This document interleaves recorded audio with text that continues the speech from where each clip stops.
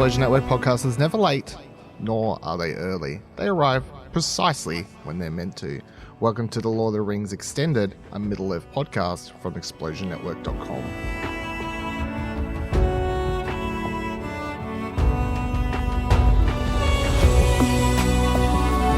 Hello, welcome to this week's episode of the Lord of the Rings Extended, a Middle-earth podcast. We're here to discuss the 6 of 8 episodes, I believe, is the total of this show.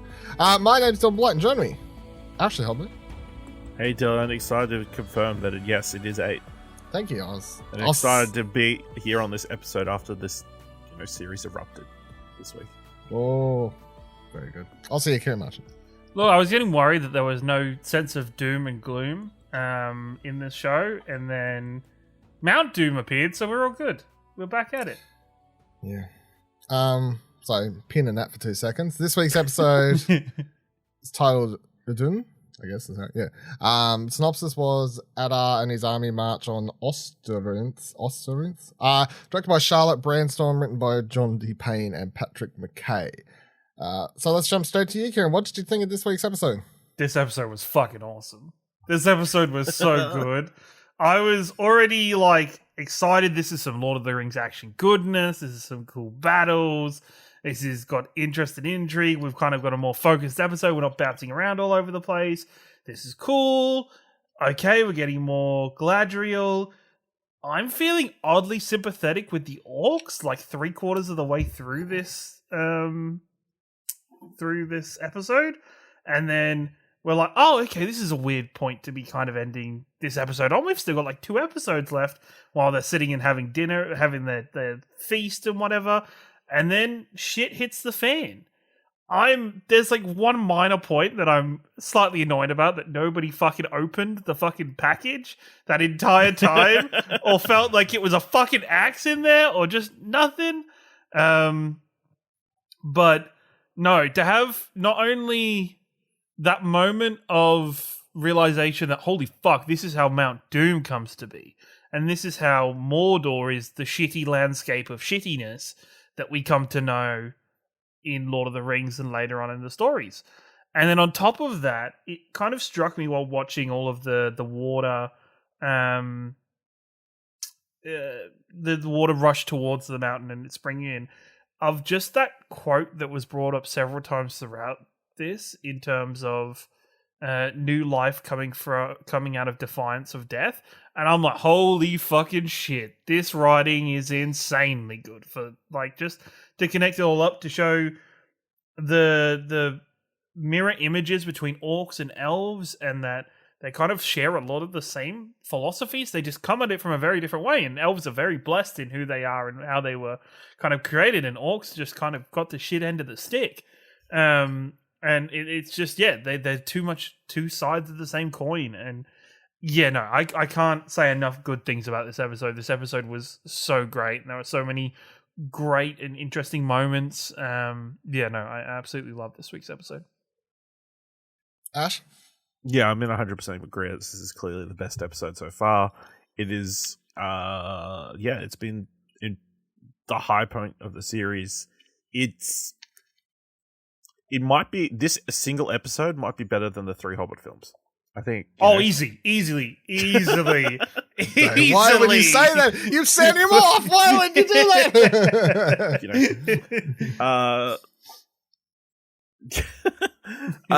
Just the ramp up throughout the entire episode is so beautifully done. And every time you think they've got the upper hands, they get smacked back down. And I think we saw that shot of Galadriel with the smoke. That was the first thing. It was one of the first things we saw. Yeah. And I've seen nobody thought of the potential context of what that shot meant. And the funniest thing about that shot actually is that was the first, I think that was the first shot released. And that was the whole, oh no, it's a show starring a wham man. Look at, why is it, that was the original one that led to all that bullshit. So, yeah. And then it's the fucking coolest thing ever. Yeah. She's standing there as this fucking cloud of smoke and dust is coming at her. Just really cool. I think a lot of the action was really great. The orcs look amazing in this. I think some of the orc designs are pretty impressive. And There's such a wide variety and range of orcs. Like they're individualized, and, different shapes and sizes and everything. Even just the opening sequence of him like doing them like double birds, collapsing the building on top of them. This is brilliant. I love this episode. Yeah, this episode was really good. Since you said positive things, I'll point out a few like just minor things that I have. Like I really like the episode, but for the sake of just not repeating the same shit. Let me just bring it down for a second here. let me just rain on the parade, everybody, before we get ahead of ourselves. So there was like one line that sort of annoyed me, which is when he's trying to break the what's it called? The bad sword thing. What the fuck? Whatever that, the Morgoth blade. Yeah, the Morgoth blade. Sorry. He's trying to break that, and he does like the very typical, it's like, no weapons we can destroy. It's like the most like stereotypical fantasy line ever. I was like you pulled that out of a fucking And then the only other thing is for the most part, I would say I loved all of the action in this episode. But it's still got, and this isn't really a criticism, but more of a comment. Like I thought as far as like considering this is a streaming show and everything, the action was like pretty good for the most part. I felt like the fight between I can never remember the character's name, the elf. I thought that the fight between him and that one strong orc, big fat one that was bleeding all over him, and and when he like stabs him in his eye, and dude, like that was all intense. of that was intense. So Aaron Deer. What's his name? Aaron Deer? Aaron Deer? Yeah, that's right. Or as the internet has called him, Hot Elf. Okay, well, Hot Elf. He's like when he's fighting him and getting like hot boiling, bloody orc eye juices all over him. Like that was like sort of a highlight and stuff. But then in between that, you'd have like sort of generic fantasy stuff. Like there was like minutes of this sometimes where I'm like, this is like very generic sort of action scene. And then you had that, which was a lot better. So I felt like it was highs and lows. And but for the most part, considering it is a Prime series. Like a streaming series, I felt like the action was pretty good. The only problem I can see, considering we're recording this straight after watching it, I feel like the only thing that people are going to have a problem with is that as good as it is, everyone's going to compare it to the Pete Jackson films, and everyone's going to compare. I can see it now. Everyone's going to go, "This was their big scene," and they're going to start comparing it to the scenes in the movies, and it's not as good as those. That's the thing. It's not as good, but it's still good. I think it holds close to like some of. I the don't feel stuff like from, it touches. I think from some of the stuff from like say Helm's Deep, like maybe not the entire encapsulated fight, but like the more kind of I guess micro fights or micro scenes that happen within Helm's Deep. I think this holds its own against that. I don't think this isn't on the scale or size of any of the combat battles we saw on in Lord of the Rings. Those were two like armies. This is like a bunch of orcs and a bunch of like villagers fighting. Civilians. It's not going to be of the same standard. No, I can see it happening though. Like it's like two indie wrestlers versus somebody in a professional fighting for a big championship. It's different stakes. It's Orange Cassidy versus Jericho. that's the top tier. Yeah. It's not really how I feel. I'm just saying, like, I can see that coming. Like, I reckon that's what's going to happen after. But I felt like the pacing overall, considering it was an entire episode, more or less an entire episode about one fight, or the night of the fight, obviously. Like, it starts at night, and then by the time the episode ends, it's daytime. It's like 2 days. Very short night. Very short night. Yeah. Extremely that short. Or the orcs, the orcs screwed up. They should have come earlier. Hey. I will say a very short window. It does make the orcs seem dumb because there is quite a few times where the orcs are doing stuff and their plans are ruined by the sun coming up. And it's like... Sure. You need to like go as soon as the sun comes down. Bit an umbrella. Like Jesus. just... maybe don't or just stand around giving inspirational speeches if it's already like the middle of the night and you've got a long walk to the fort, Like maybe don't do that. That was a cool international speech. It was an amazing speech, but yeah. It's like, this guy is persuasive. The orcs. They should be carrying around like a massive tent, is what I think. Maybe. Have like a massive tarp on top of them. I don't think they matter because they travel within the forest, so that's the whole like. That's true. And then underground they've been traveling. So, the orcs, all of the orcs in this in general feel more like they're scarier than even the P. Jackson films. Because the Dude, Peter Jackson films, the orcs are quite often just treated as fodder, like little goons, and they're and for comedy quite often. And then like you have the one orc. Like in most of those films, it's like there's one orc. Whereas in this, there's several times now. Be it this episode where he's fighting the elf, be it the first time we see him, and have that big fight scene between the human, whatever her name is, and there's several moments. Like they've always like made the orcs pretty scary in this show. Like and showed they can one could kill you, not these let alone motherfuckers 10. got me with a jump scare. When the woman He's looking through the window. Was looking through the window. At first, I was like, "You're gonna get like shot, right? Like an arrow's gonna come out of nowhere and just kill you because that's a big window to be opening randomly to see what's going on." But that orc that like ran past the screen, I like jumped at that. I was like, "What the fuck?" Like I was like, "You bastards!" And you knew something was coming. Yes, I mean, fucking... you knew it was gonna happen, and they still got me. The funniest thing is also, I remember last week there's a moment where he looks up they're discussing in the tower like how they're gonna fight Adar and stuff like that, and he like looks up at the tower, and I remember thinking like, yeah, okay, what are they gonna put some explosives in it or some shit like that? But the way it all plays out is a lot So cooler, cool. I think. Like cool. Also concerning these elves where all their towers being held completely together by rope. You would think that they've been, they rigged it, they weakened it a little bit beforehand, but even just like the movement of him like jumping off the top of the wall, sliding down, kicking this thing off to like block the door and barricade the door. I was like, damn, this is some smooth choreography. This is awesome. And like, even on top of it, just little things like, you know what's really nice? People not instantly dying to arrows. Like people getting shot by arrows and like characters slowly bleeding to death. Like slowly bleeding to death. And like people coming to get them to pick them up. There's so many times in fantasy genre films and TV shows, somebody gets shot by an arrow and it's like, they're dead. And you're like... It's like, oh, he took one to the knee. Let's just leave him. That's all it takes. One to the knee, it's all it takes. Yeah, it is the weak spot. But no, to see them kind of try and bring people through and trying to help, there is a lot of blood in this episode. Yeah, it's quite a... It's again, the fight between Hot Elf and the big orc dude, and he's just bleeding all over his face. Yeah. Like, you need to stop screaming. I was like, mate, close your mouth. Close your mouth, mate. Just turn to the side and scream. Just turn. And like, even though you knew that most likely the human was going to come and save him, or somebody was going to come and save him, that the shots of, and this is just a common thing, any shot where there's like a spike going near somebody's eye is always intense and always like just hard to watch, and you don't want to do it because eventually Bronwyn is her name. Yeah. Also, it's especially hard because that sharp thing had already gone into an eye. Yeah, you knew what damage you could do. You watched it. You could see the blood spurting out of it already. It's like, man. And like even for me, I think I had a fan / nerding geeking out moment of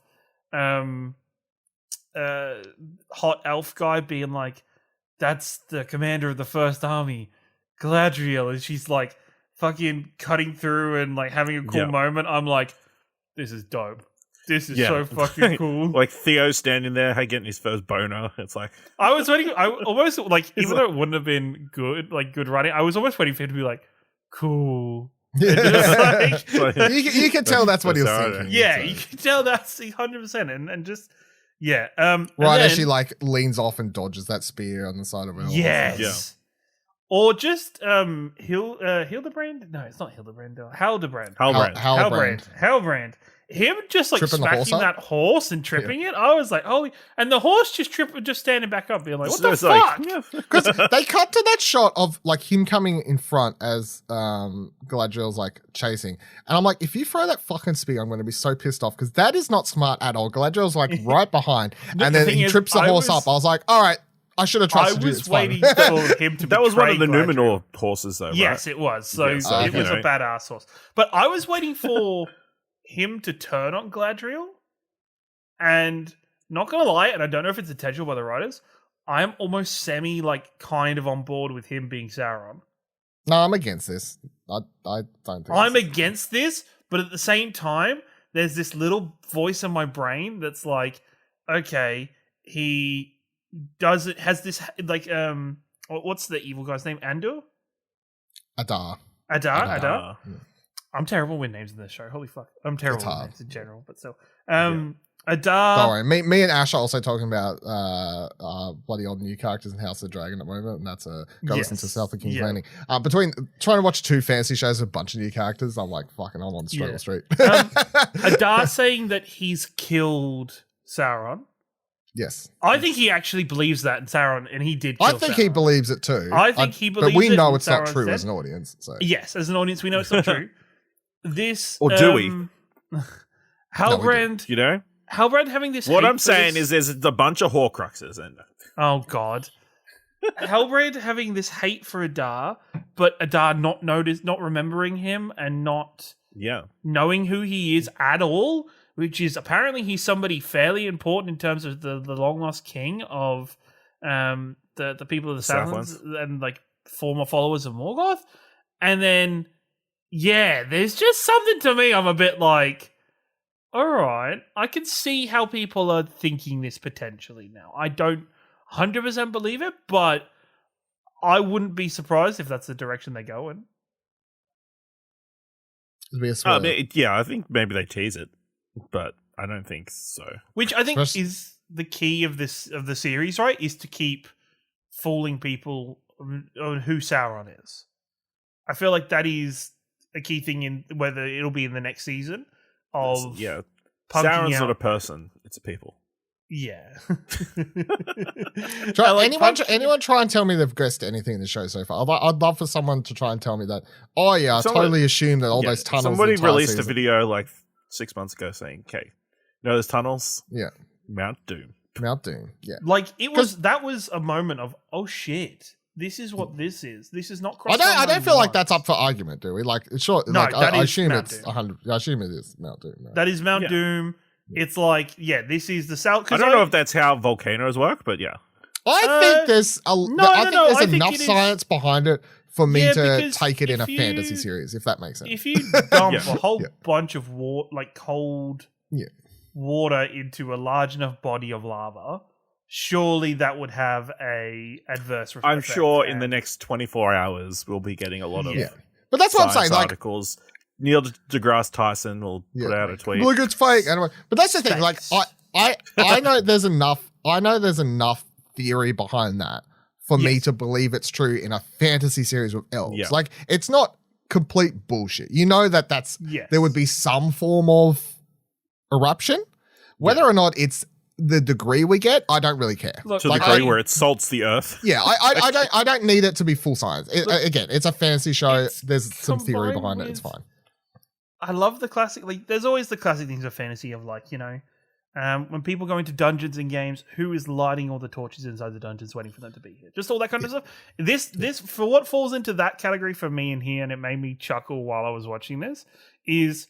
Who the fuck built this dam with the water with a key for a fucking sword and had a plan for where all the holes needed to be dug? Well, no. So the way to make the holes. Yeah, the way to make this work is... I know they've been digging the holes, but who had the foresight? The opening the dam and having a way to open that's totally fine. Like, that's a thing that I can buy into. It's the fact that... that's like a last resort kind of, plan. Yeah. It's an emptying of the dam. It's the fact that you just got to remember that they probably never thought anyone would dig enough holes to make this water go, 100 miles. Also, Mount Doom is very far away. Yeah. That dam has to have been, that key has to have been built with this plan in mind. No, because it's a Morgoth thing. It's Morgoth, it's which is very weird that it's inside an elven tower, but it's a Morgoth blade opens up and it's got, the symbol of Morgoth in the wall above it, which makes you think, okay, this is a Morgoth plan.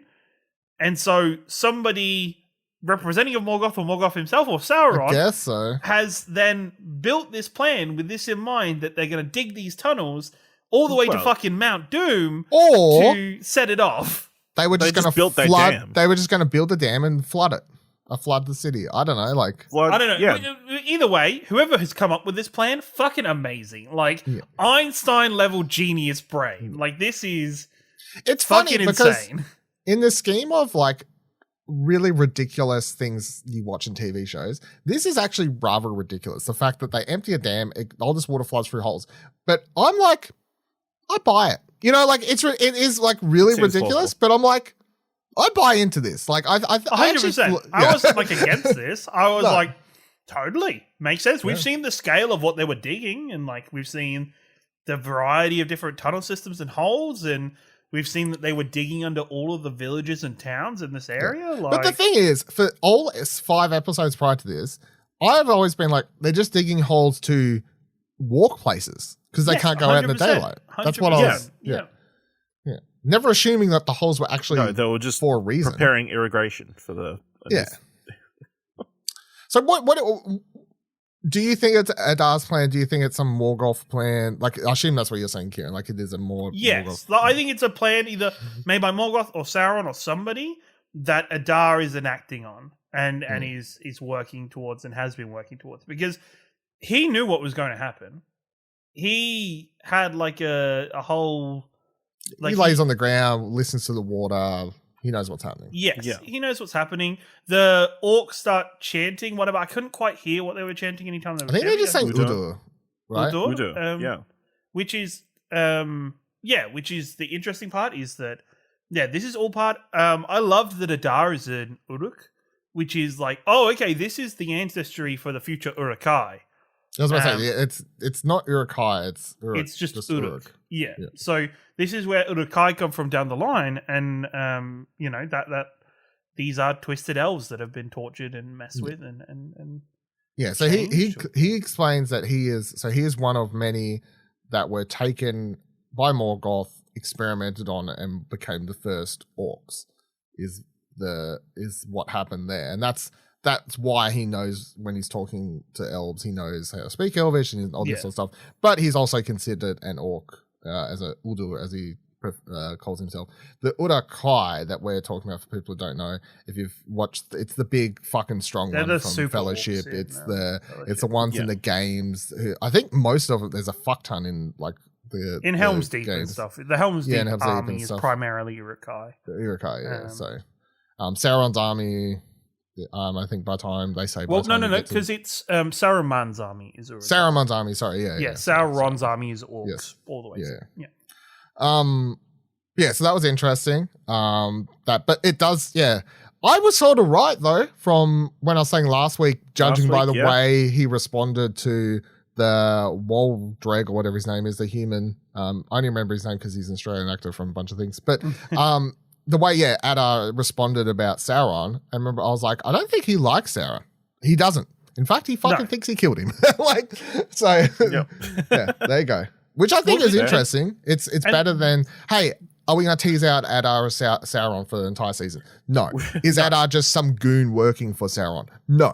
He's someone who's enacting, I guess, we're assuming the plan of like Sauron's boss, and all this stuff. But he was with, It's interesting then that he entrusted the one guy who's like super Sauron super fan to do the. Well, no, I assume I assume he thinks he's killed Sauron. He's escaped, brought a bunch of. He's saved. He thinks he's saved these orcs. He's talking about the human super fan that we've been, Oh, that's true. Turned. Yeah. Well, he's never told him what he did. Every time that dude asks about Sauron, he doesn't say shit.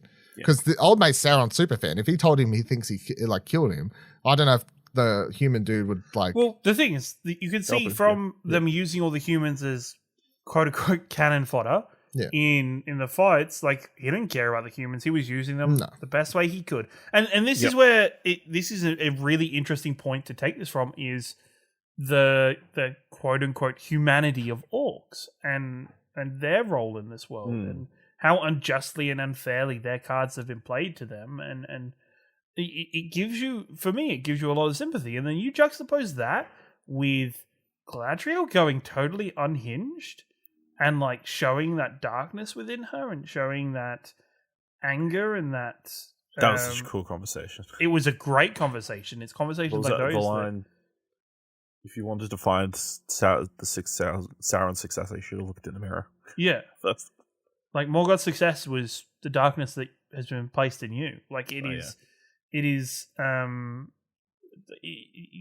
of further distorts who's good and who's bad in this show, and distorts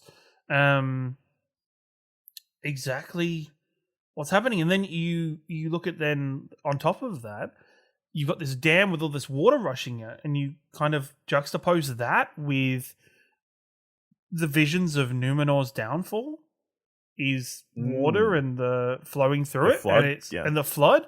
And it's like, okay, was that a literal vision, or was that a vision of what was about to happen with the Numenorians in the Southlands that was going to start the chain of effects that lead to Numenor's downfall?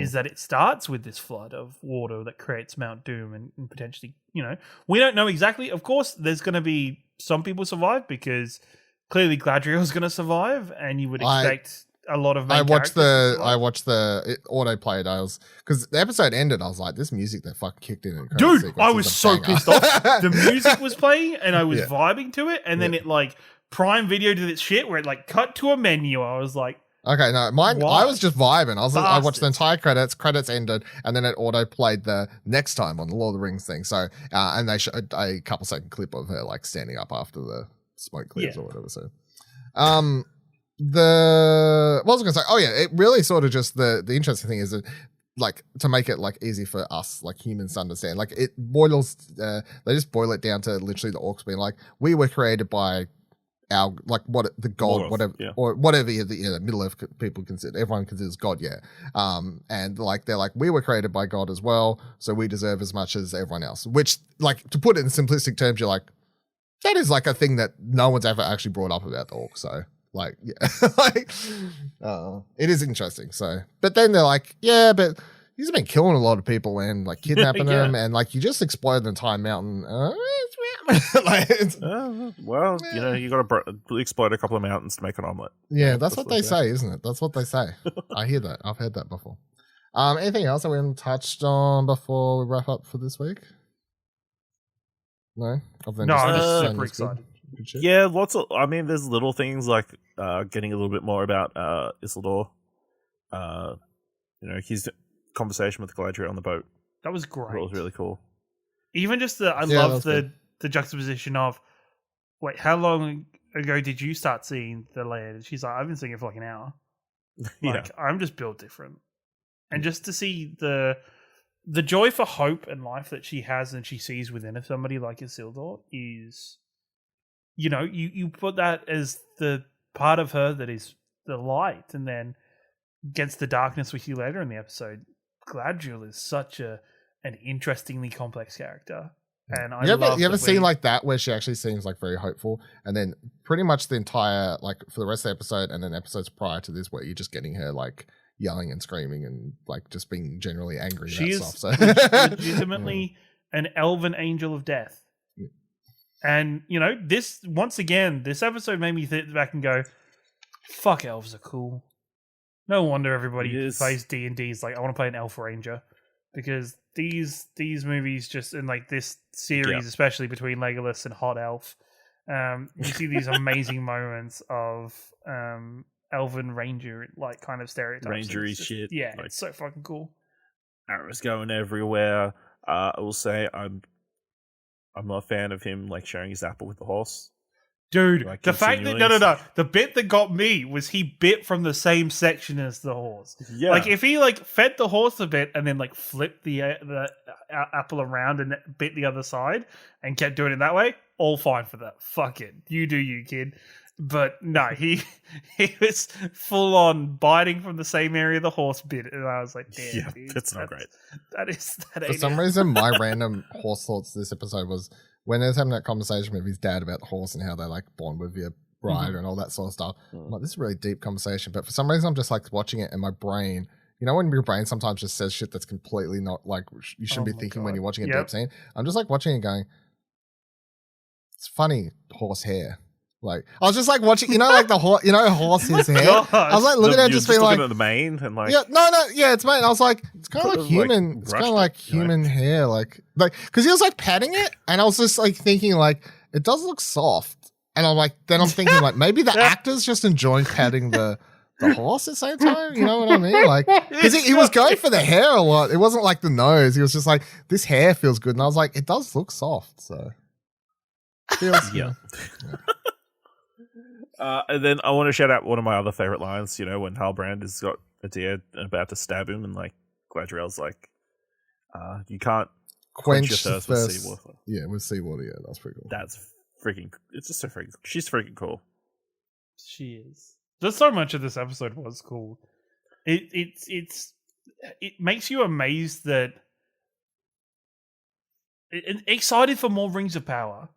Like, excited for more seasons beyond this season. Yeah. And, like, this is a journey. And I think this is maybe it's, for me personally, it's the thing with both Rings of Power and House of the Dragon is, like, seeing this as a one-season thing and look at the season, you get halfway through with both points and you're like, man, this story has so much legs. It has so many seasons ahead of it. Like, it's going to be a wild ride. And I'm excited for it, for both of them. The only thing I'll say that now that we're on the 6th episode and everyone loves it so much before we wrap up is, do you think your like overall thoughts have changed a lot since the first episode of that? Because you were like very like, yeah, it was okay. Yeah, I think obviously it's been It's been like a kind of a slow build, like up to this point. It's like, and some shows are a slow build, and you got you can't. Not everything can be like all action all the time. So I mean, it's been worth the investment, to get to this point and getting invested in these characters and everything. So yeah. Worth more than the hours you spent watching The Hobbit.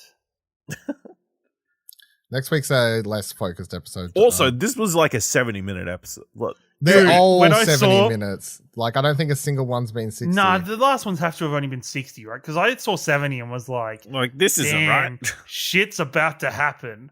70 minutes, let's fucking go. I don't think I've seen one that's under 60 minutes. Okay, Wikipedia says runtime is 65 to 72. So I mean, yeah, I was about to say I don't think I've seen one under an hour. They're all long. So yeah. Right, cool. One last thing. Yeah. One last thing. Oh my god, so many one last things. Sorry. This is they were very pro monarchy at the very end. Like, this king we've never seen before and is completely rumored. Yes, let's get on board with this. You be in charge. We're good. Well, yeah, that was very much a thing. Instead of, I was half expecting them to be like, where the fuck have you been? How the fucking bloody hell do you think you can waltz back in and say you're the fucking king? Nerve. No, Brahma was like, sure. Your problem, I'm done. I've been dealing with this shit. I've had an arrow through the... I have an arrow through my... Yeah, I had to get my fucking shoulder bent together. Crazy. All right. Thank you for joining us. That's it for another episode on Lord of the Rings Extended, a Middle-earth podcast. Of course, as mentioned before, if you like other fancy stuff, make sure you're listening to South King's Landing. That's where me and Ash talk about House of the Dragon. The Dragon. Bloody hell, it's podcast names.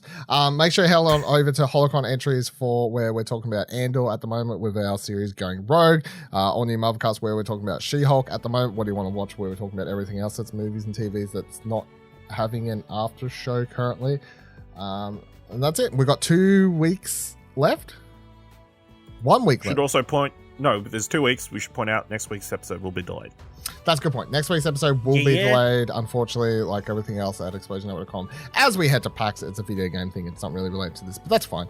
So yeah, we will have next week's delay, and then shortly after we'll be talking about the finale. So there you go. Thank you all for joining us. Goodbye.